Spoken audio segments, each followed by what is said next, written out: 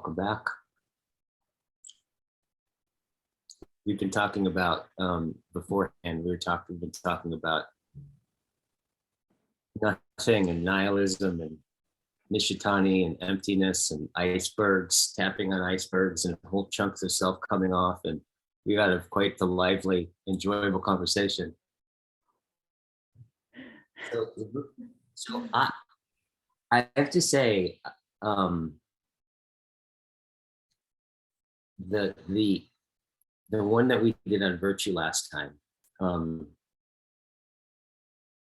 it's probably more than any of them has had me think. It's carried with me and had me think, right? And it's like almost put like an attractor basin. Like, what is virtue? And like all of everything I experience, like I'm like, how does this apply to that? Or somehow that question comes up or something like that. So it's like, and I've not actually noticed that about this practice, is it sets up some kind of, yeah, I guess an attractor of some kind, like some kind of structure that starts to organize in the ensuing week, right afterwards, and kind of gathers things together. But the thing that's struck me about virtue, and I think this is probably what I would imagine my proposal will be on it, will be about this part, which is this, and this is like, I think this is an aspect of all the virtues, there's this place where it's like, with all of them, there is like a place where you get to where it can't quite be said about every virtue. Like there's something in it ineffable about it, right? I think we can know it, but we can't say it, right? In some sense. And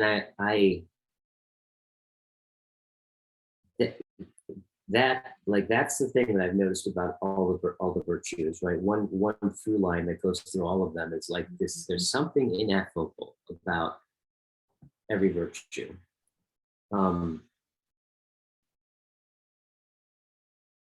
And then there's something universal about every virtue. Like it's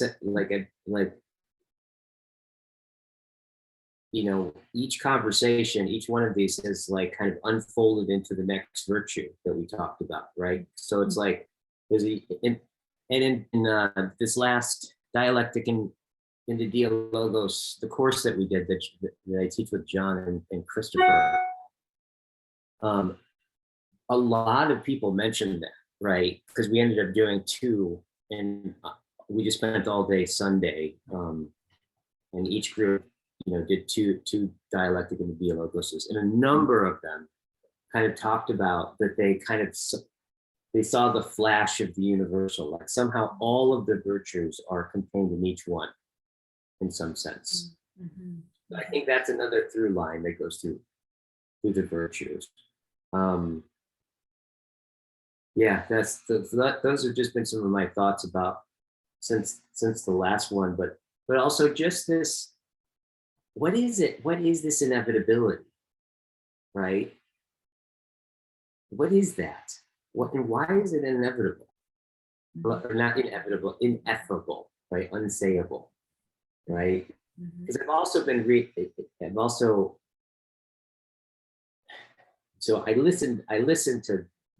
been listening to Nishitani when I go on my walks. I've been reading Being in Logos by John Salas, and I'm about 1/3 through it, and it's basically a book about. It starts off talking about the apology in Plato, right? Is the apology the one where they kill him? Yeah, and John Salas is running this through line through a bunch of the dialogues and just unfolding it as I've never ever, some of this stuff I've like, God, I never saw that, right, in these dialogues and these kind of jumping around back and forth.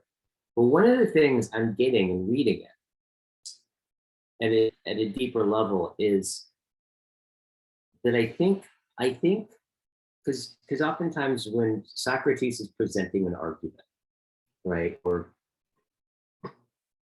he'll present like a myth or a legend, right, of some kind, and either he'll make one up or he'll draw from his culture some kind of myth. And I think a lot of that's really been misunderstood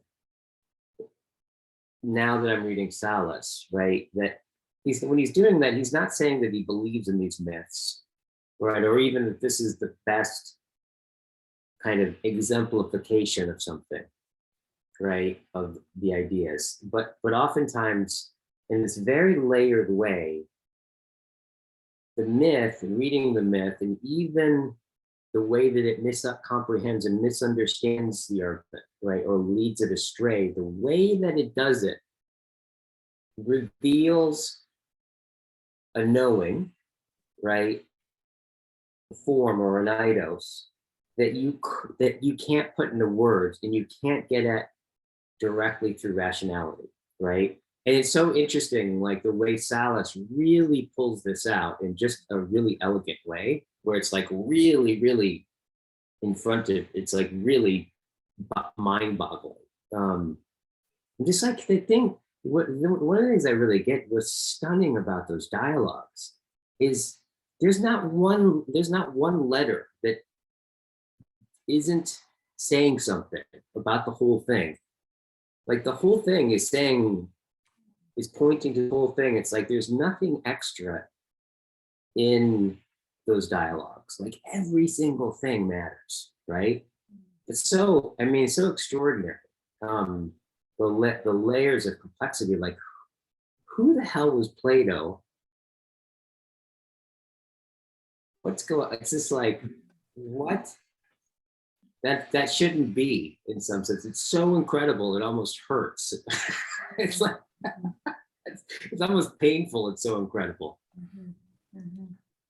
Were you going to say something, Dan? No, just, this is similar, I would say, with Heidegger. You kind of like go in anywhere and being pops up, this kind of like this mystery of being. And just him also writing like a madman his whole life, just to kind of like, I don't know, mind this dimension of being that is invisible and near and ineffable. Just as Plato, right, Plato called this the realm of the forms, and he just did it in a similar way. But his thing is, and then Heidegger has he has these field path dialogues and the dialogue with the Japanese.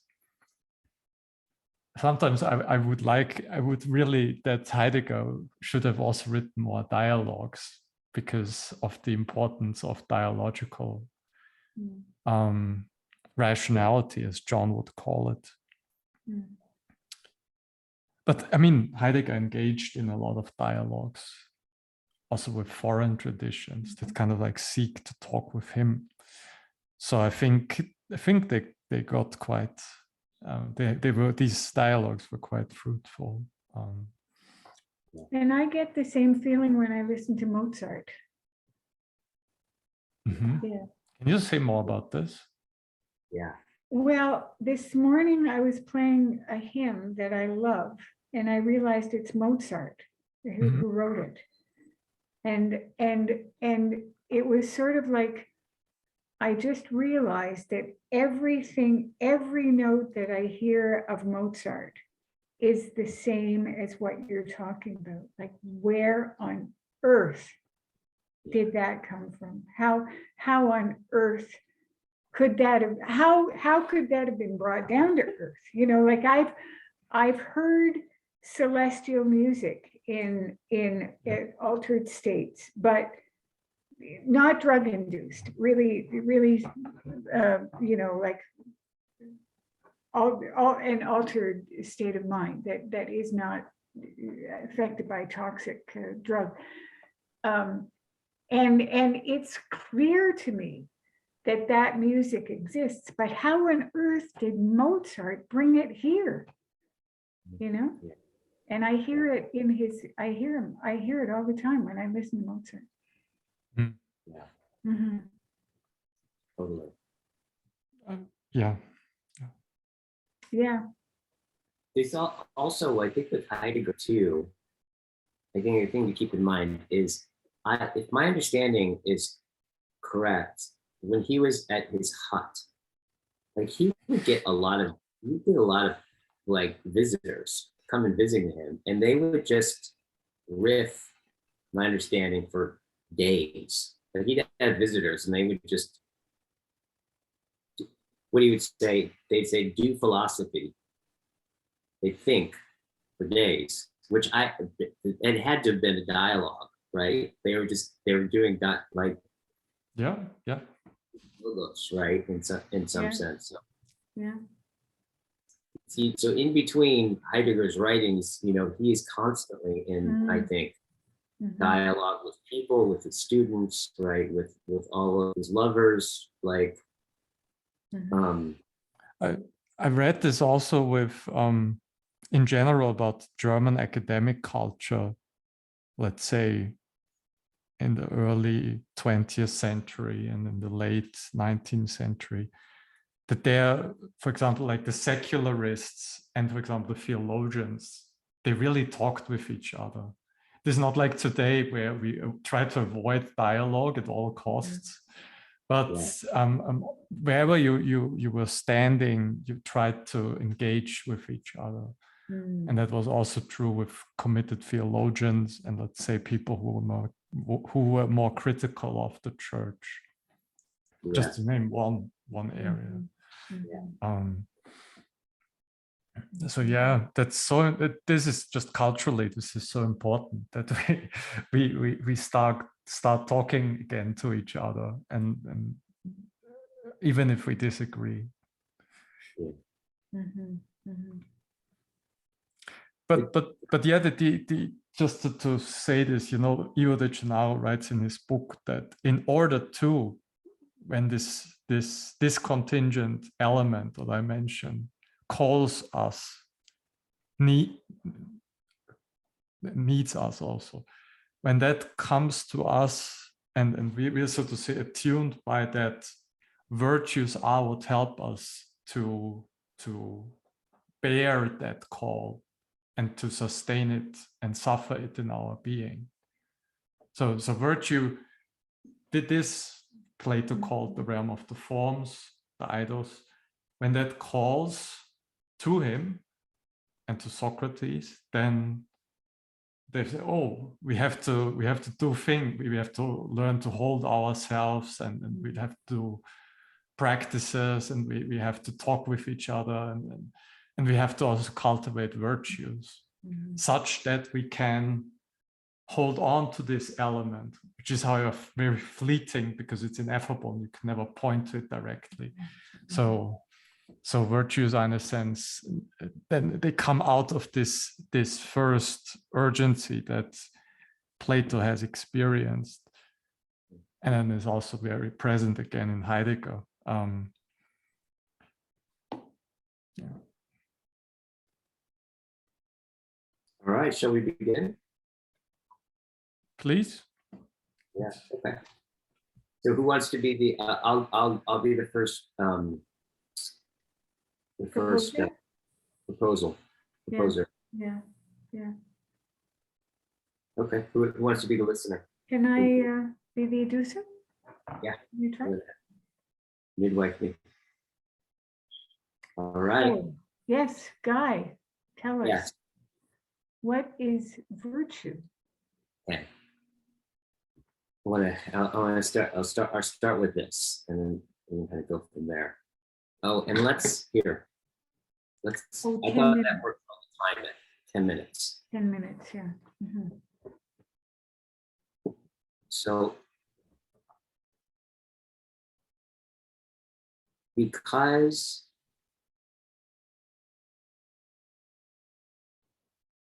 because the good is inevitable, there is virtue. Do you mean inevitable or ineffable? Ineffable, Yes. ineffable, yeah, yeah. So because the good is ineffable, there inevitably is virtue. Would you say that virtue is inevitable? Yeah, in that the good has this determining yet fleeting sense to it. A leading sense to it? Fleeting, like this thing Oh, that you can't. fleeting. Oh, fleeting. Okay, yeah, yeah, okay. So So virtue has, and what I mean by this is virtue is, because it can't be said, there's this pull to being it, right? You can't represent it, you can only be it. And in being it, right, which is becoming the virtue, which is in some sense the enactment of the virtue, being seen by the virtue, being taken by the virtue, that is the good, right, in some sense. the good in action. Yeah. Yeah. Yeah. So what I'm hearing is that this ineffable and untouchable and formless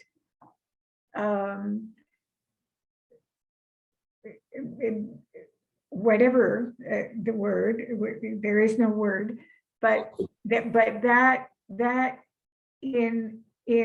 inevitably gives rise to a movement of form in expression of itself.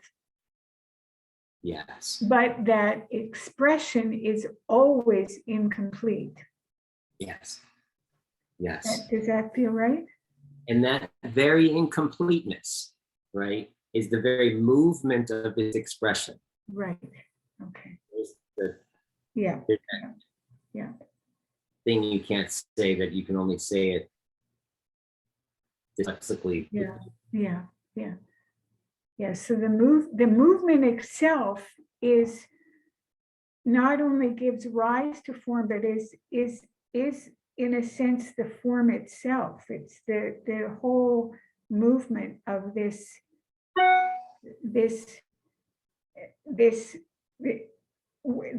it's not this thing that the good that we start with is its movement gives rise to this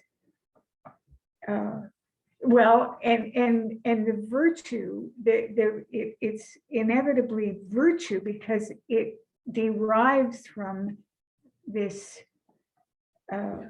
source itself. It's inevitable, but always incomplete. Yes. Yes. And that, again, that incompletion, right, is the very thing that thrusts the movement of the virtue, right? It's precisely because it never had. Never has. And I'm seeing it as not the movement. It's not a closed system. It's not a system that just remains it, but it moves and expands and expands and expands and expands infinitely. Yes. It's not, So like I said, because the good is inevitable, there is virtue. Okay. Goodness is ineffable and virtue inevitably arises from it.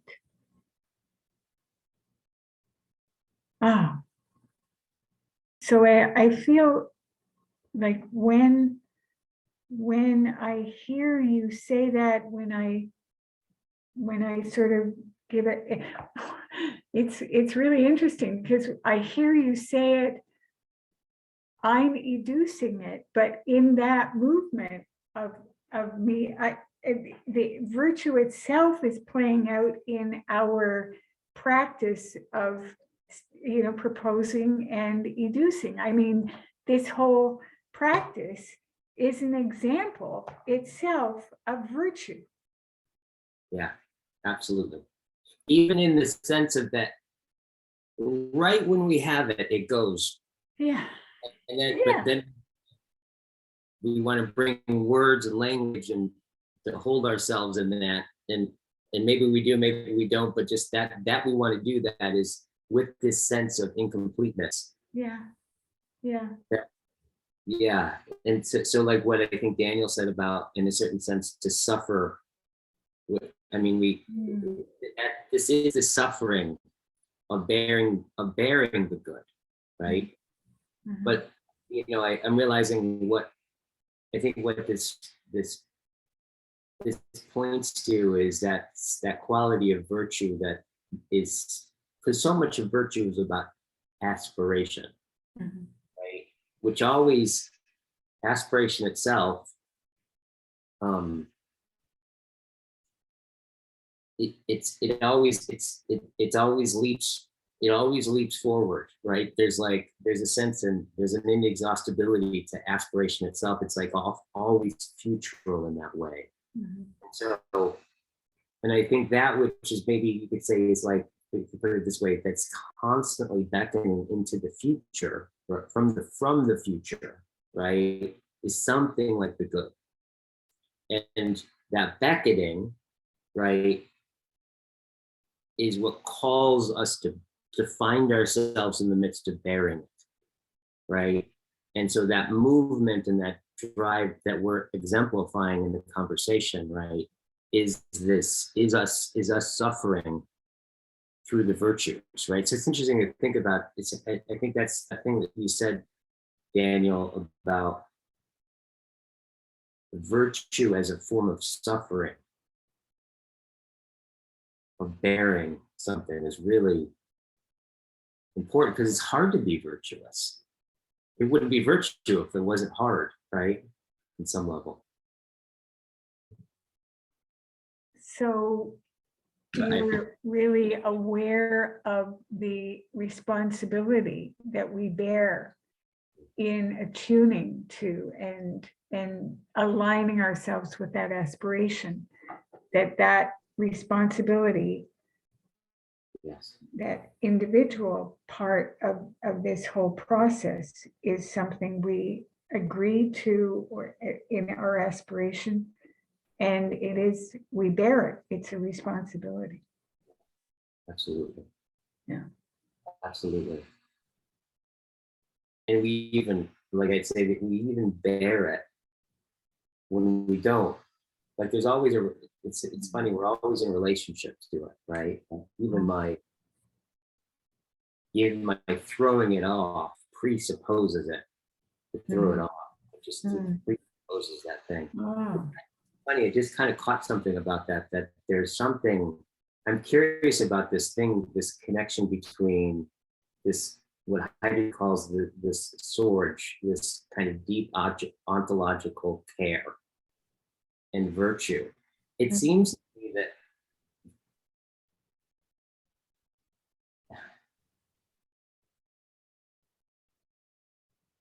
what has this care, right, is virtue. So anyways, I don't want to go off on that. I only have like 1 minute. Okay. Yeah. If I were to kind of just make a proposal, then I want to say that virtue is the bearing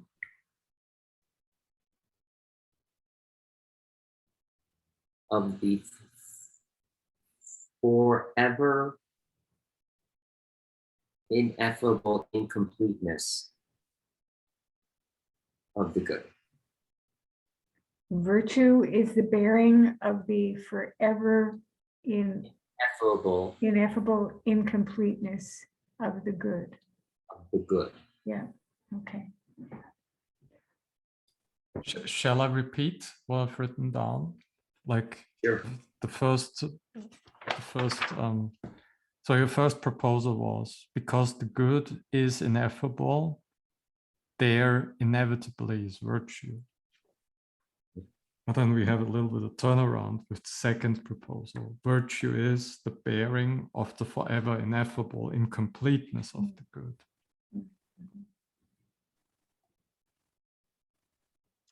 Yeah. So what I notice with this, and it's both a mystery and an appreciation, this part, because like Guy, you started out with from the perspective of the ineffable, then it became evident that virtue naturally arises, takes form, moves toward it. But then the perspective shifted to that which virtue itself bears. And so the perspective is shifting back and forth in this. So it's like the perspectives, neither of the perspectives are absolute, because they are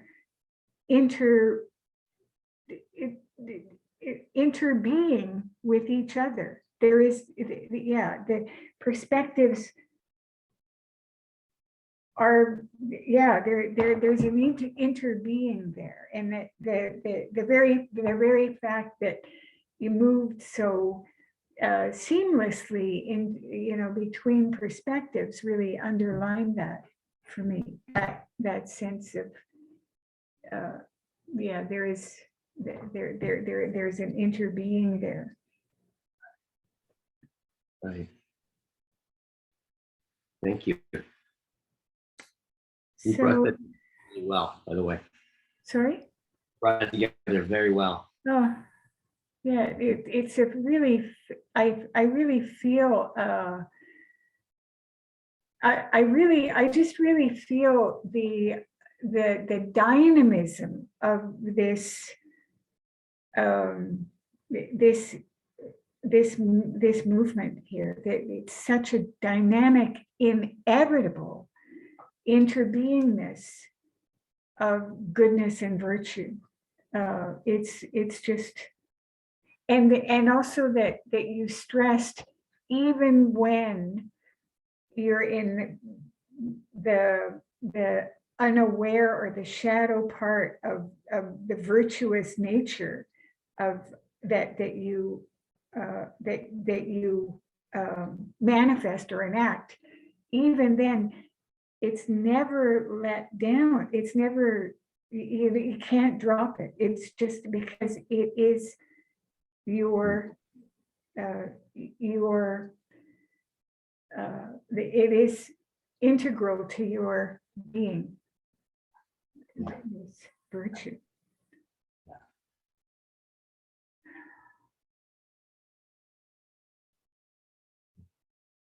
The movement was really, really very apparent, and also the movement in my attempting to listen as you spoke. That is an enactment of the same thing. It's sort of. You mean the movement of your listening? Yeah. As I observed this, this virtue enacting between you and me, and trying to, in the understanding.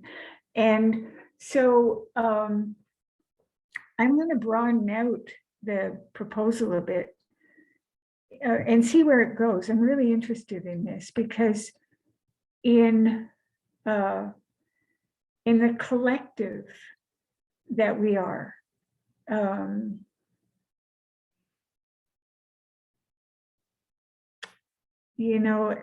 there's the Native American story of the Creator created all of us as a collective, but then we said, Oh, we want to, we're kind of interested in knowing if there's any differences. We want to know the differences. Okay, so I'll let you experience yourself as different, even though you're all the same. So I was really thinking about how we are in the illusion that we're separate, autonomous functioning individuals. But that's an illusion, because the virtue, the good, is enacting itself in these multiple perspectives. And that is our sacred sort of interaction, that through which it enacts itself in this kind of dialogue that we seem to not be engaging in too much anymore. But Guy, you were talking about how philosophers before have, that's where a lot of the things that they then have to write down, that this happens through dialogue with others. So virtue needs to express itself in the collective, through the collective, and to sing its praises through language and music. And the good,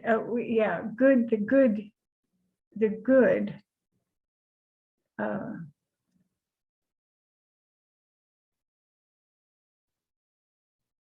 inevitably finds expression in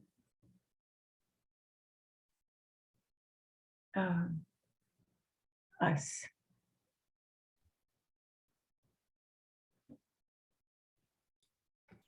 I'll repeat. Virtue needs to express itself in the collective and sing its praises in language and music. The good inevitably finds expression in us. Yeah. Mm-hmm.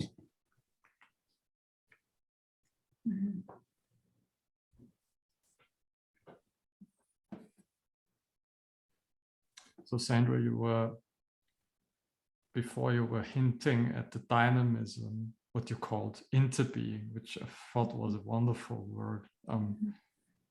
The interbeing of virtue and goodness. So we cannot, in a sense, escape that being expressed by the good, this interbeing. Mm-hmm. Mm-hmm. When you feel this nearness to the good, Mm-hmm. how does this, how does the world reveal itself to you?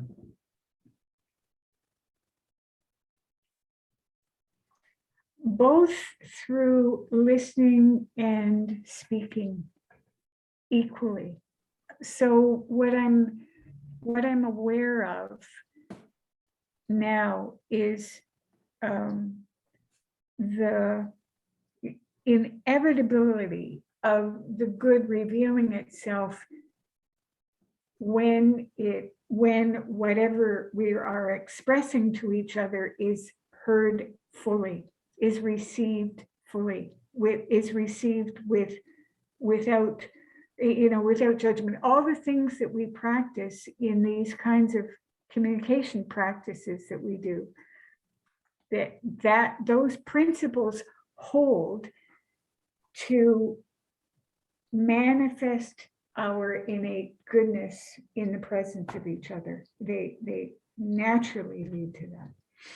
It's not something we just made up out of the blue. These are the principles upon which virtue virtue manifests and enacts, or through which the good manifests and enacts itself. You know, like I listen to music, I listen to another, and in my listening, the music reveals its purity and the other reveals their goodness. So what I'm hearing you is, and what I'm seeing is almost this, you did this now 3 times, this movement. Yeah. It's almost as if virtue, that's what I was kind of getting, is drawing out the innate goodness that is always lying dormant in us. That's right. Yes, in everything. Yeah. Through what you said before, language, music, practice. Yeah. Also what we Presence, are doing just now. just presence, bare presence. Yeah. Bare presence to the world, even.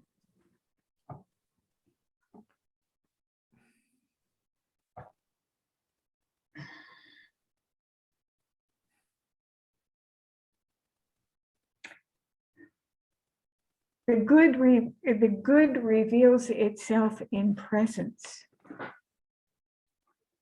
Good. Now, we talked now about revelation and this coming to the fore. So like this innate goodness is being brought to the fore. In this movement also that I'm doing now, what is virtue there? The virtue, as you pointed out, is the suffering to be present, the suffering, the holding of presence. Yeah. That is virtue.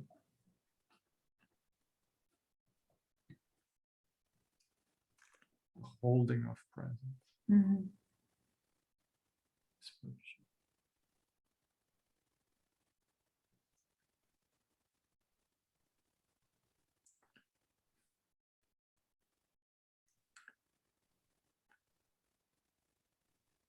Could you say once again a little bit more about the interpenetration or the interbeing of virtue and goodness? I think this is really important. So just that we draw that out a little bit more. Okay.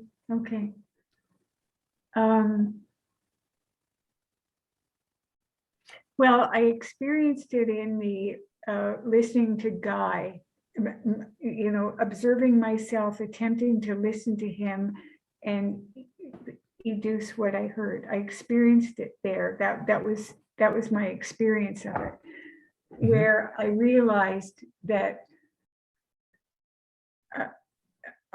you know, it's sort of like this was going on. There was no I, there was no him. What was happening was a real intention, a real aspiration, both for expression and reception of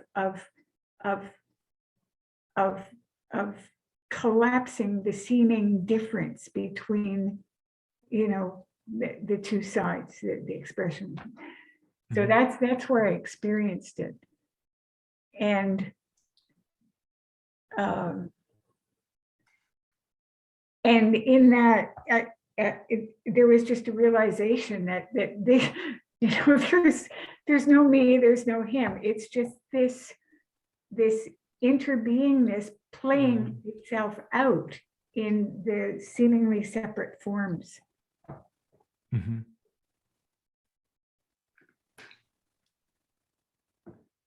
Of the ineffable and the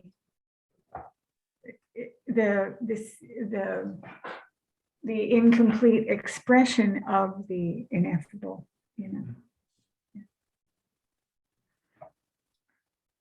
So you said realization, and since Guy brought up Nishitani before, I have his words, self-realization of reality, which is also where the inner and the outer are kind of like, they kind of like they are one, they're becoming one. Yeah. One act in the same. Yeah. So that's what I'm hearing, or what I was hearing. In virtue, we participate in this one-fold realization. Yeah. That is then allowing us to bring forth the innate goodness, present, make it present. Yeah. In the world. Yeah. Yeah. Yeah. Yeah. That's self-realization of reality. That really fits very nicely.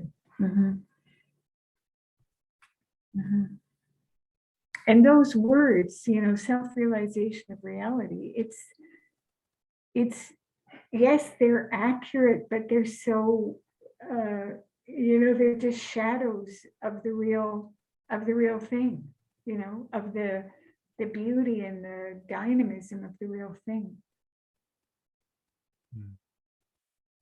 But that's best we can do with language.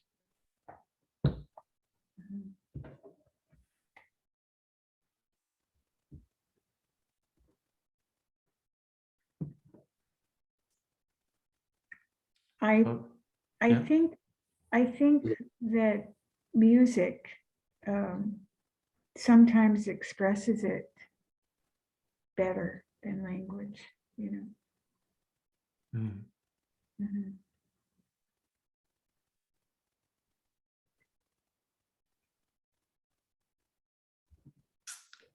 Yeah. I'm just thinking about the connection between music and virtue.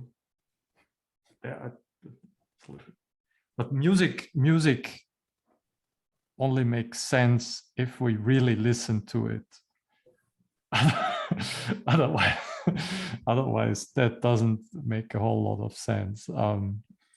We really have to give our being to the music in that moment in order to realize its depth. And the other thing is that we can only hear music when we ourselves are able to produce it somehow, when we've learned how to produce it. If a musician hears music differently than a non-musician, so if we've developed the skill, if we've taken the responsibility of developing a virtue, as we were talking about before, that we take on that responsibility to hold whatever is required to be virtuous, if we take that on, then we are able to participate in this interbeingness more fully. Yeah.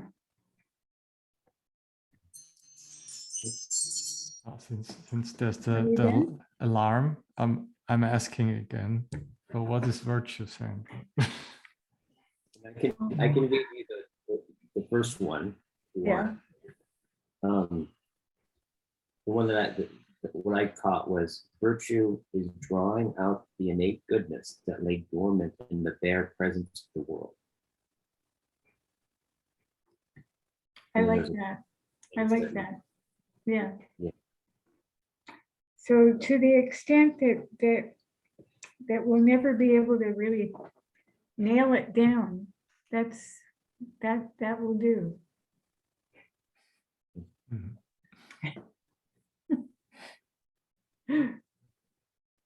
I'll just say it one more time. Virtue is drawing out the innate goodness that lays dormant in the bare presence of the world. And just there were some other things that you said after that. I'll just kind of go in there. So suffering. I think Daniel asked about the suffering and the bearing. Suffering is the holding of presence that is virtue.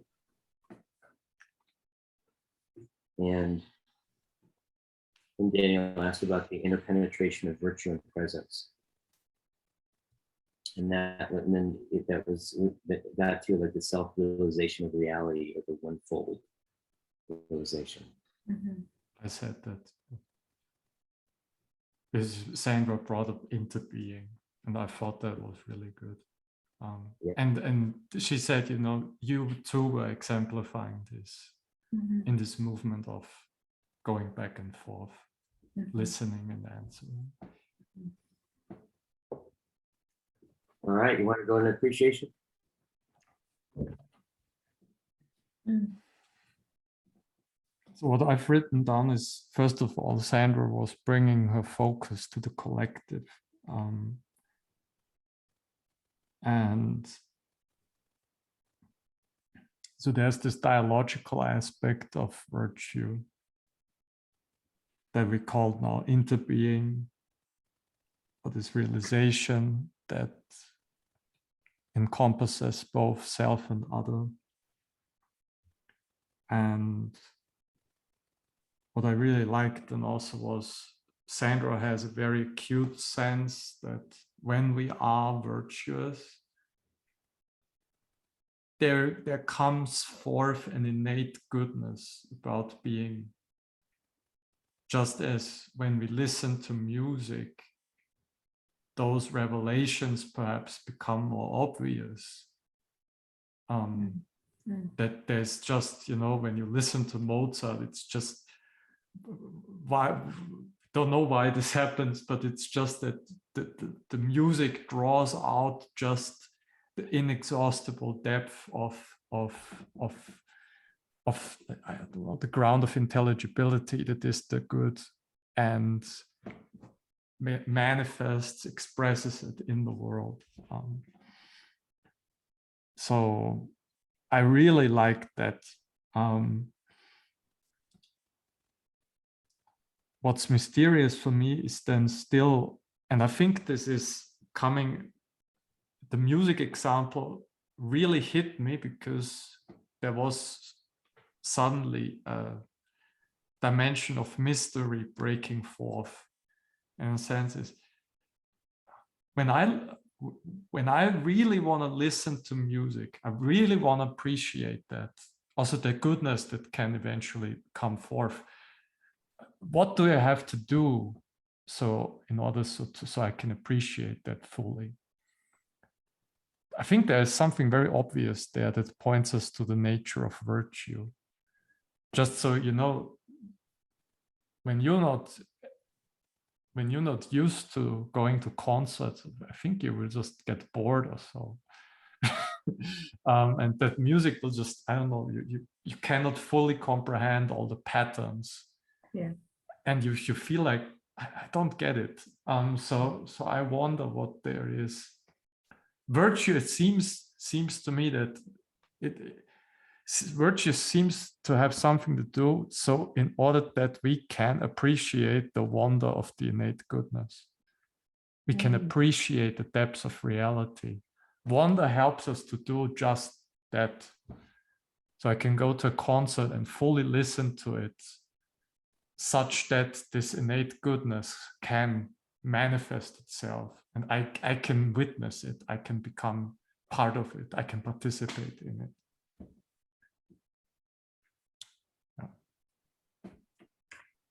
So virtue allows us to wonder and thereby appreciate through participation in the innate goodness. Yeah.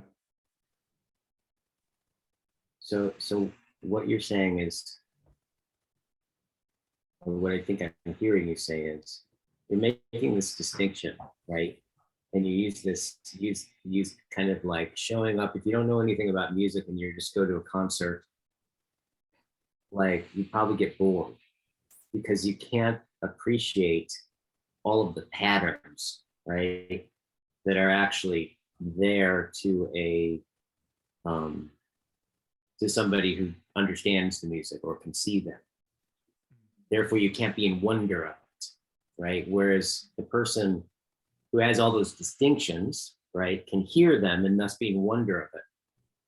And what you're saying, virtue is that thing that has us go from not being able to hear it and thus not having any wonder about it to being able to hear it and to be in wonder about it. Virtue has something to do with that, whatever it is that has that ride happen. Is that?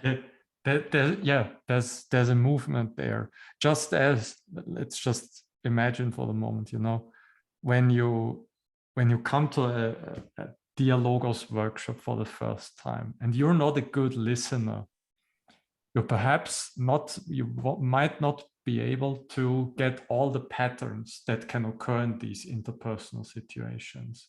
You cannot perhaps read, I don't know, all the emotions or perspectives that the other persons bring forth.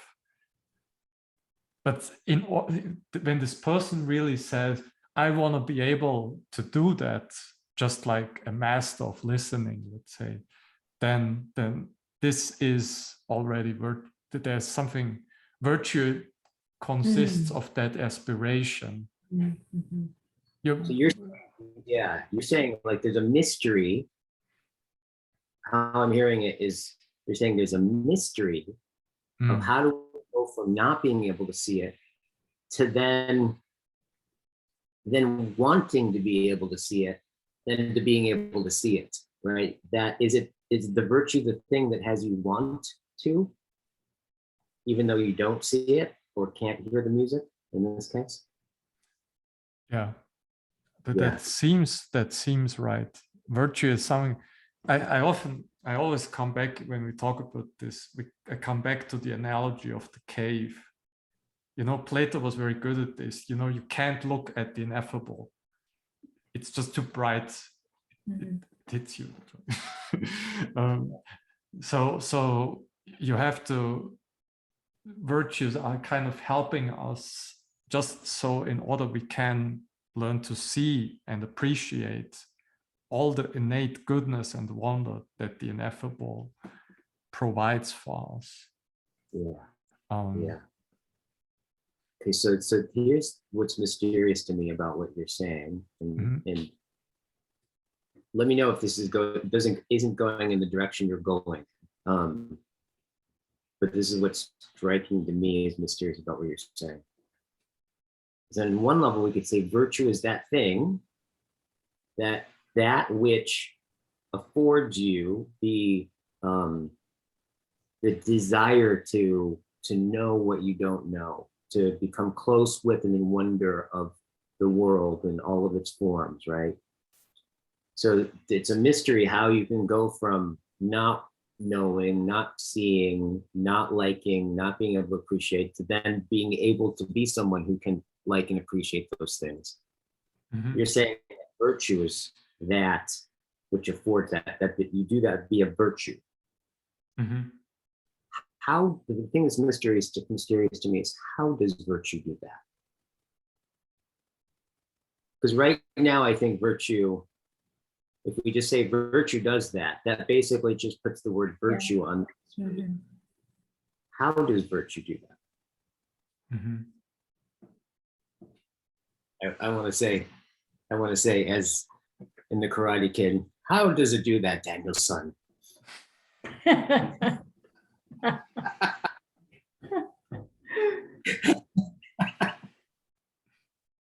Sorry.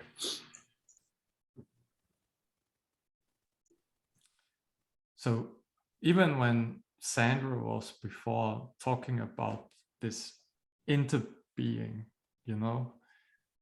I think this interpenetration, let's say when the ineffable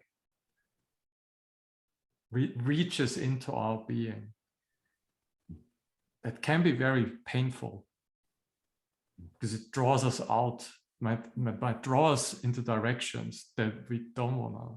Maybe our ego consciousness, we don't want to go there. I have other things to do. So somehow what virtue is doing is it just helps us to again bear our innate capacity to participate in goodness.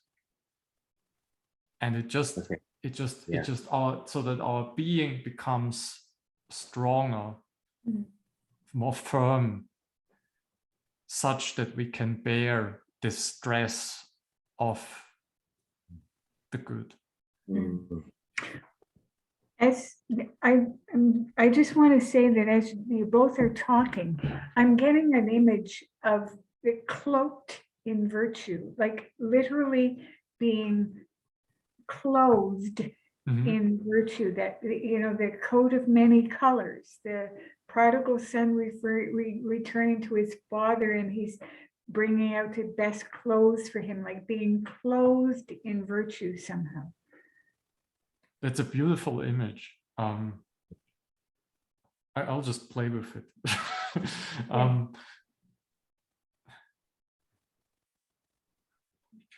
Okay.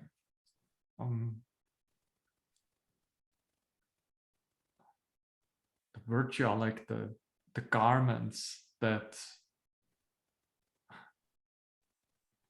help us to endure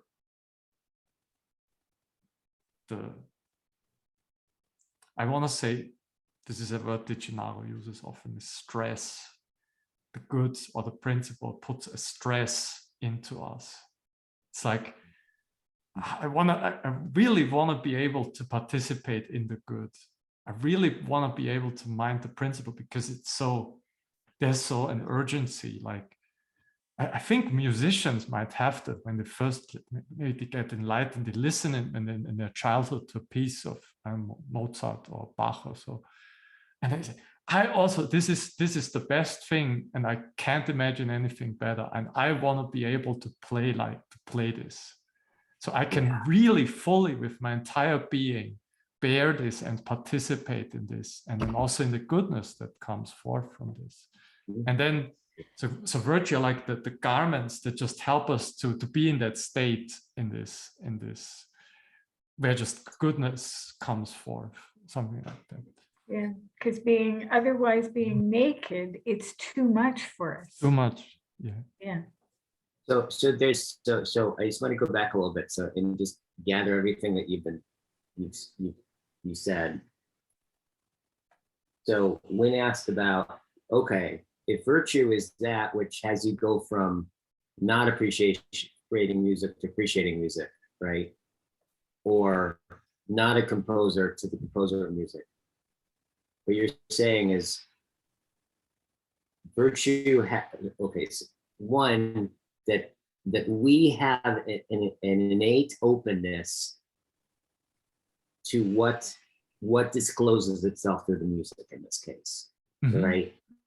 And that openness affords the bearing of it puts a stress on our being. Yeah. Right. Okay.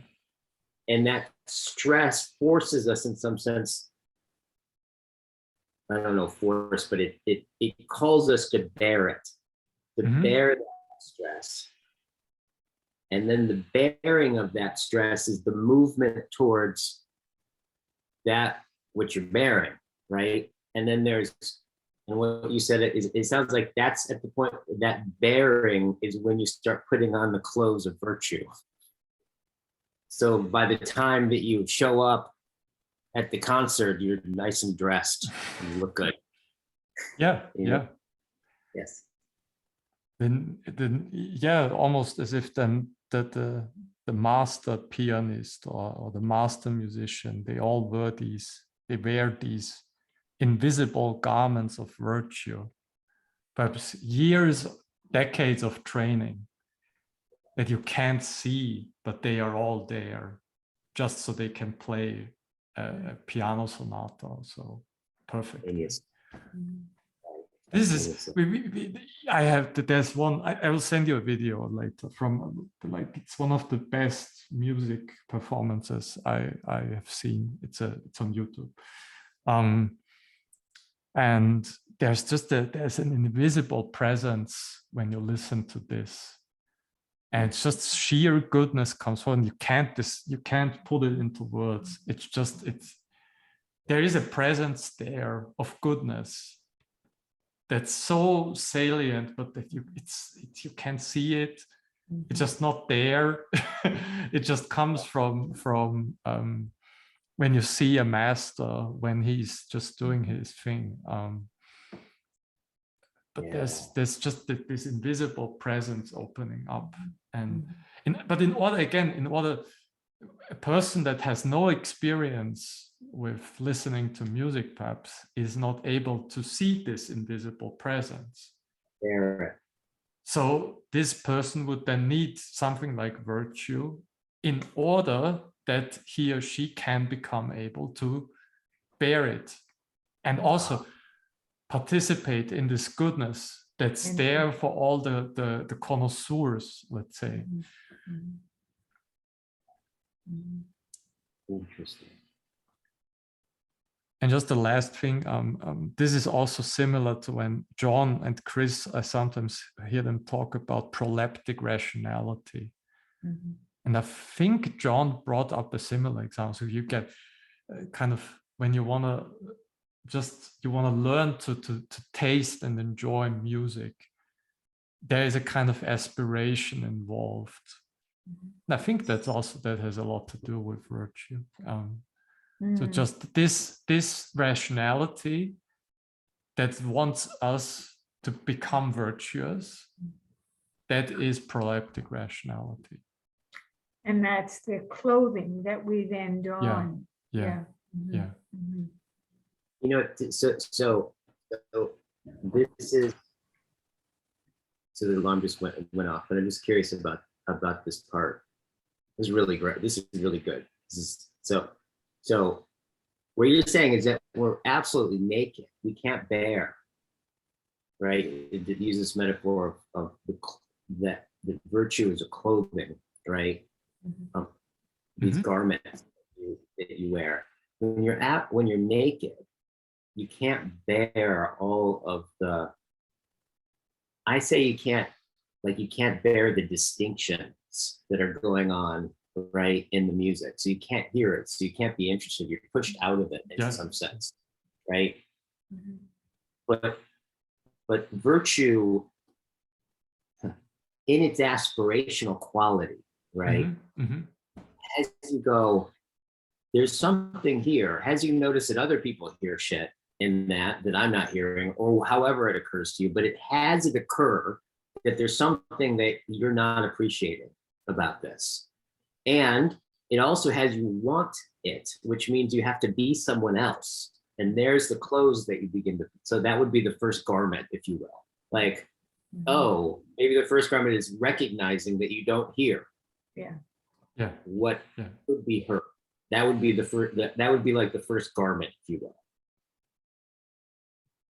And then you're like, and then you can start to look from that garment, you can start to look out and like, and see more of it, right? And see more of it, and see more of it, and more of it, more clothes. And then pretty soon you're spontaneously like oozing out Mozart, and people are blown away and you're just barely breaking a sweat. God, it's really interesting. So the question I have is, so this, whenever I've noticed, I often end up thinking to myself, I notice when my wife gets a new dress or something, right, like some beautiful new dress, my first thought literally is always like, I'm kind of taken aback. And I think to myself, God, that's a lucky dress.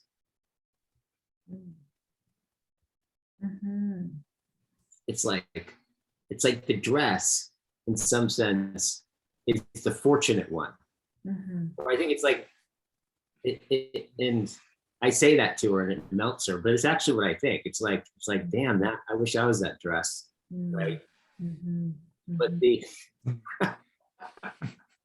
I'm wondering about that part of the, and maybe this is for next time, right?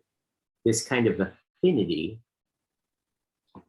on the side of the good for, in some sense, our incompleteness. Right?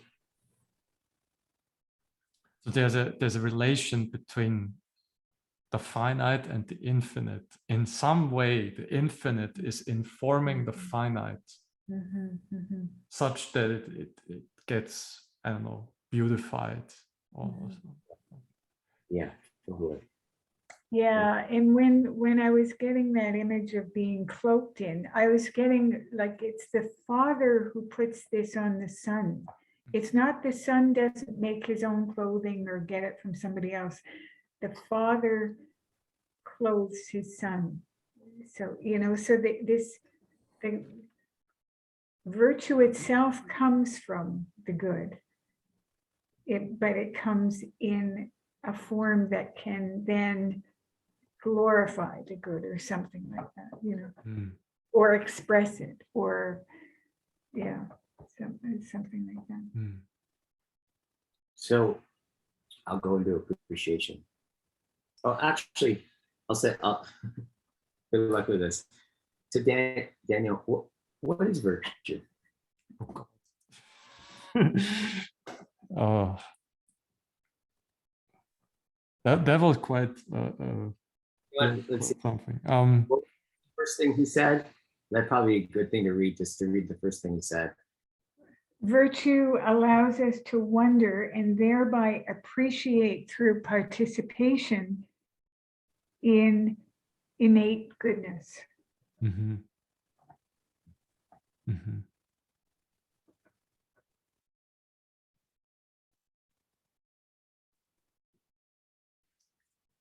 Yeah. Virtue is that which helps us bear and participate with the good.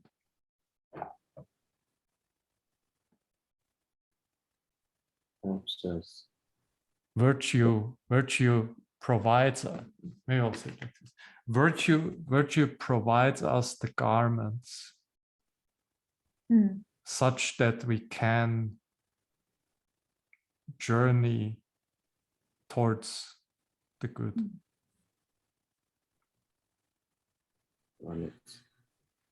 Nice. Yeah. That's Really. wonderful.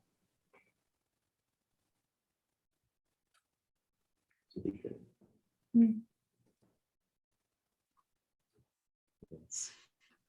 What he says after the mushroom trip. All right.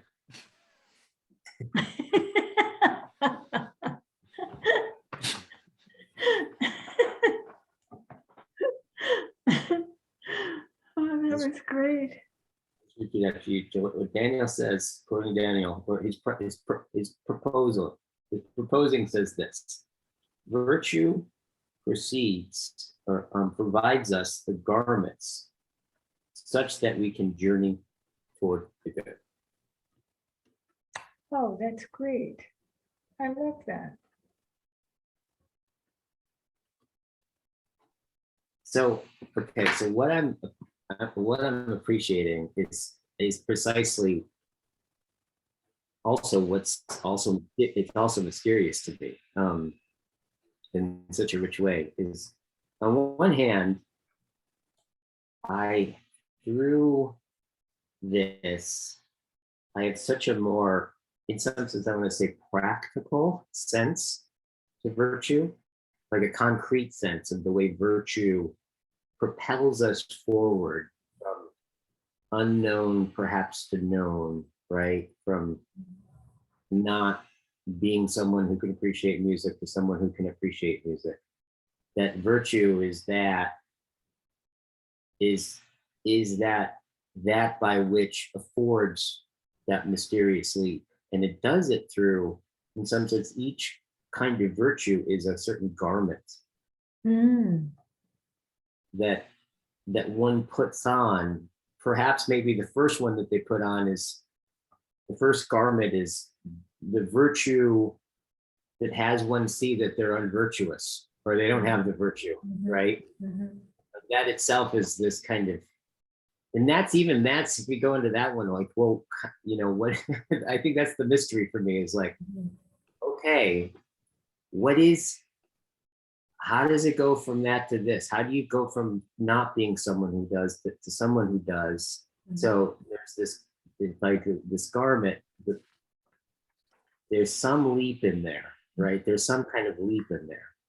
And I think what I heard you say, Daniel, is that there's what starts off is we find ourselves a being who's innately, in some sense, naked before the good, right? We're reachable to the good by the good, and that reaching in to us, right, is experienced as a kind of stress that we can bear.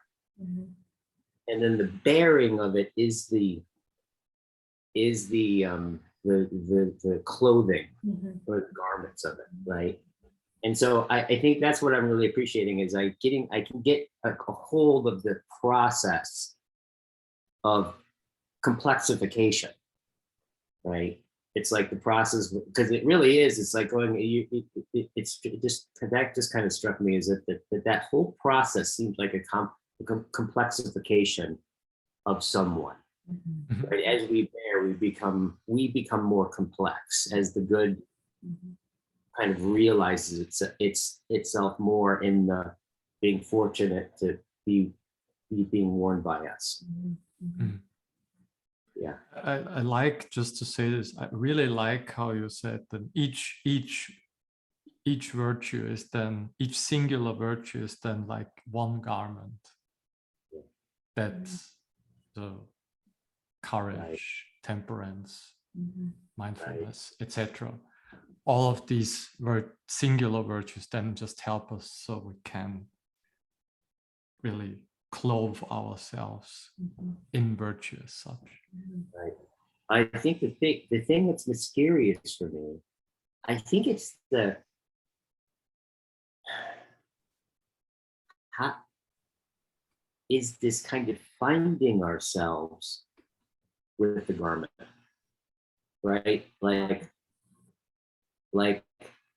I think that's the experience of virtue in some sense, is like there's always, you find yourself already underway in a virtue. Mhm. Right? That virtue is that thing that you realize that's been operating before you apprehend it, right? Yeah. There's a way that it gets in before our conscious deliberation in some sense, right? So how we go from not having this virtue to attaining this virtue, there's still a mystery in there that draws me into it. Mhm. Mhm. And I think if I were to anticipate, I forgot anticipation. So I anticipate where this goes.